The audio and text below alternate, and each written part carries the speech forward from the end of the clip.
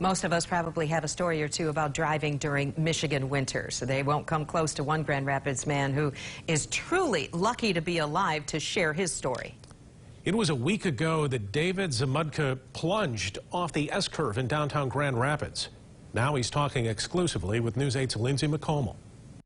So the car came off of 131 above us here, and it landed initially there in the grass on its top, and then landed on its wheels.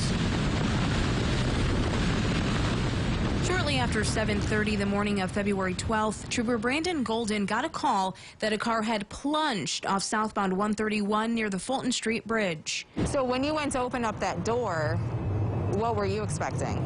Actually, I didn't have to open the door. I jumped out over here, grabbed my med kit, and he was standing out of the car already.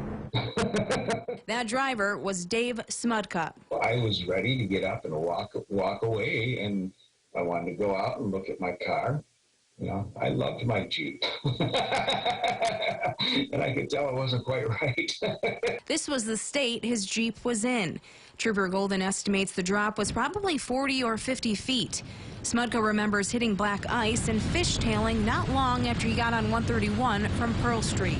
I, of course, was doing my best to control over the steering wheel, but I saw that I was actually heading towards the retaining wall there, and I just simply knew that I was going to hit. What he didn't know was he'd end up on a sidewalk that lines Grand Valley State's downtown campus. Did you realize where you were at that point? I had no idea where I was. I pretty much assumed I was still up on the expressway. Trooper Golden says he's seen a few calls like this in his career. In your experience, that's not typically the outcome. No, actually, I've taken a couple of them where the vehicle has left the freeway and they didn't fare so well. Amazingly, Smudka is only dealing with some bumps and bruises, and a story that's truly hard to believe. The word luck just seems almost frivolous, you know. And I pretty much decided it was nothing less than the hand of God that was involved here. Absolutely nothing less.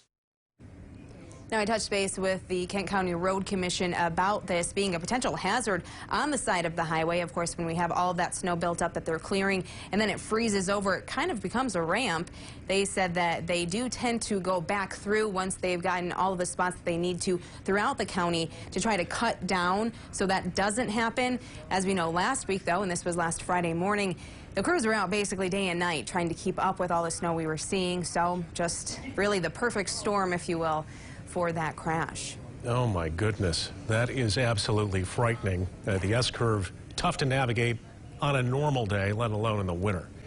All right, Lindsay, thank you.